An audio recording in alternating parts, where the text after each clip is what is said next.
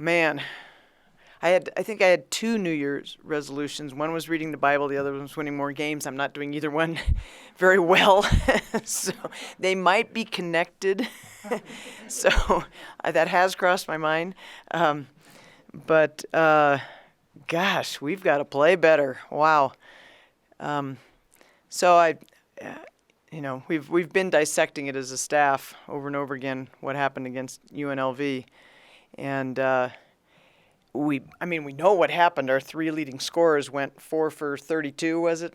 We're 4 for 32, and we were 16 for 31 from the free throw line, and we were we won all the. I wasn't mad afterwards because their effort was there. They just were struggling with the expectation. And I do think that we've tried to have this team feel a sense of, hey, we can do some good things.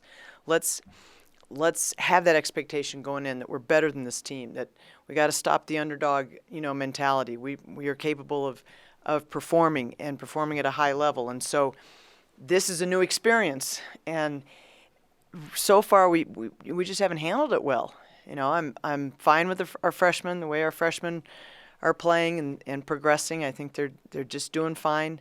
But our experienced players have to take on the challenge of having expectations and believing they will be successful and not letting that burden them, because they're capable and we're better than what we played, So if anybody has any solutions, or you have any psychologists you want to loan me, I will. Have you tried reading the Bible?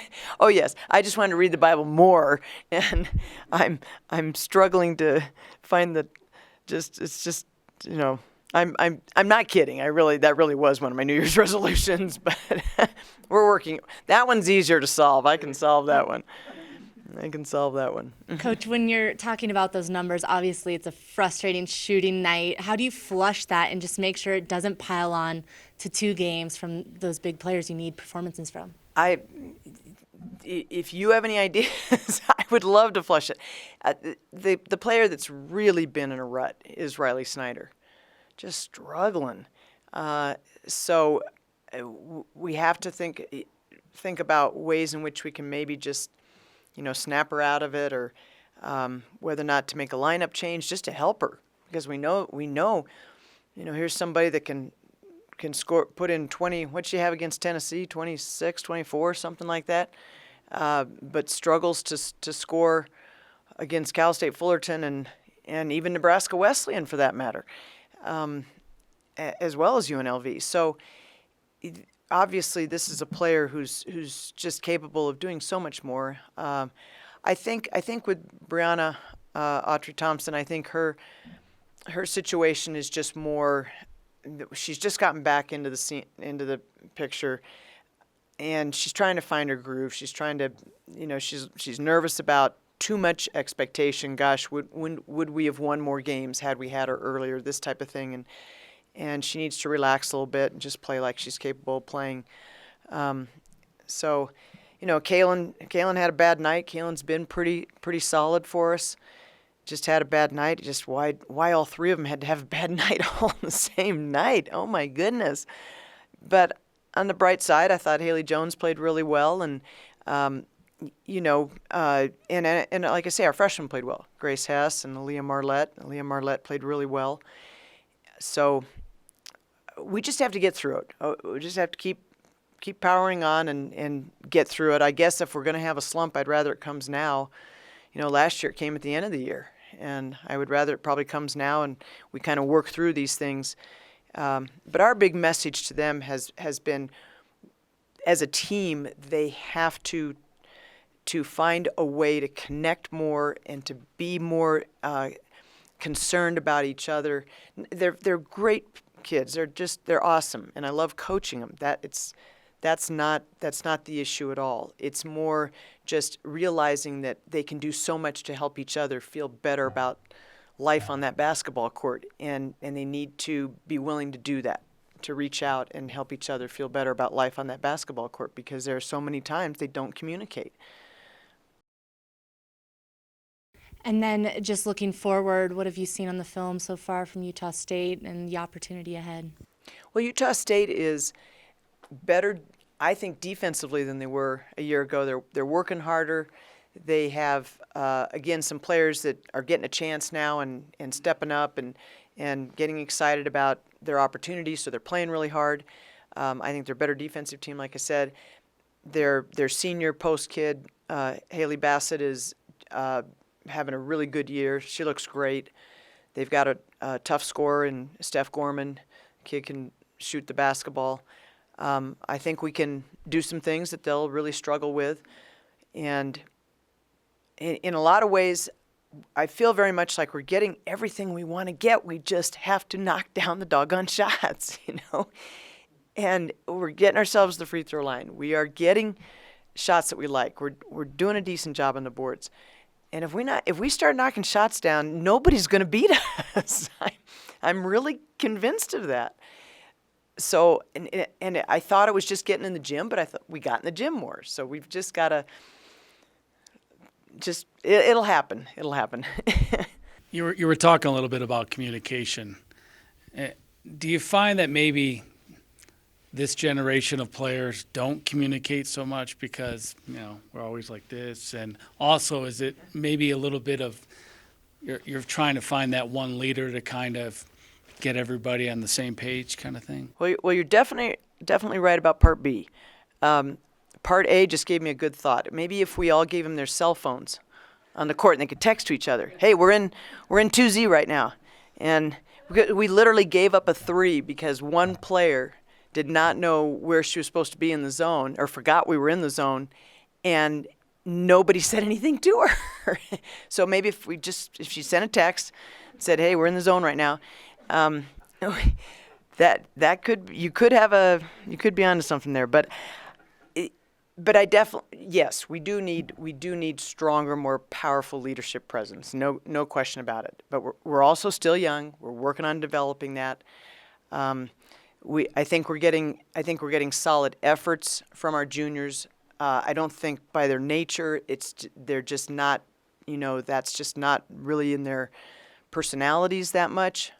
But I don't have any complaint about their effort and their commitment and trying to do the right thing at all. But they're also trying to lead, 5 freshmen, 4 sophomores, that kind of thing. I assume you're just talking about Emil and Conroe as Yes, the two. yeah. How much do you need them to at least lead by example then, if they're not the type to say, to get everybody going? Well, I think they're leading by example, in terms of the fact that they bring the effort. They bring the effort, and they do a good job. They do a good job off the court and all of that. So I think it's more just that's a lot of cats to herd, especially when you don't have a strong you don't have any seniors, only 2 juniors, and then everybody else is underclassmen, and so it's a lot of cats to get going in the right direction, and I think it's a tall order, and I think that what they're trying to do very much right now is take care of their game, play good basketball, be as consistent as they can possibly be, and I do think they're working hard on that. And how has Riley Snyder looked in practice? Is this just a game thing, or has this been? No, she's been struggling in practice. It happens sometimes with players that they just, whether you call them the yips or they just think about it too much. So Riley's going to snap out of it, and I think we've got to meanwhile get her to just focus on contributing in as many ways as she can and not worry too much about the scoring, and hopefully because we do have more scorers than we've had. I think the rest of the people that scored had a good shooting percentage, and it was just those 3 that really struggled. But you can tell I don't really have answers as I stutter around up here. I'm just trying to say something that makes sense, and but I believe in this team. I really do. We're going to get there. I definitely believe that with all my heart. And it's just makes me tears me up that they are struggling so much, because I think they're trying hard. I really do think they're trying hard to get it right, and are just trying to. It's not because of any deficiencies in character of any of them. It's just one of those things. So we got to get through it. In the past, when you've gone through funks like this, or when a star player like that has it just been shots have to fall and then everything goes from there? Tends to, yep. So that's what you hope. But I saw our men struggle the other night the same way. They buried everything early and then struggled to knock a shot down. I mean, that's basketball. That's basketball. I also think it really is basketball in January. Because I think there's a lot of all of a sudden everything becomes more important, and you're dealing with you move from a hey, let's work on our game, let's get some things together, let's learn this, let's learn that mentality to, oh my gosh, now it's super important.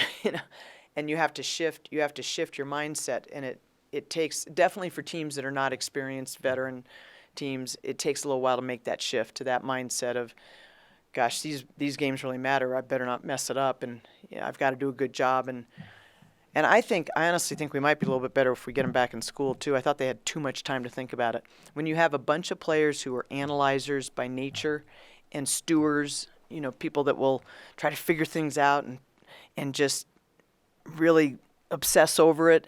That's why they're at the Air Force Academy. That's why they're going to be good pilots someday, and good this and good that someday, because they do obsess over things and details and all that. But they've almost had too much time to think about it. They need to go think about something else for a little while, and then just come in the gym and let's play some basketball. I really believe that.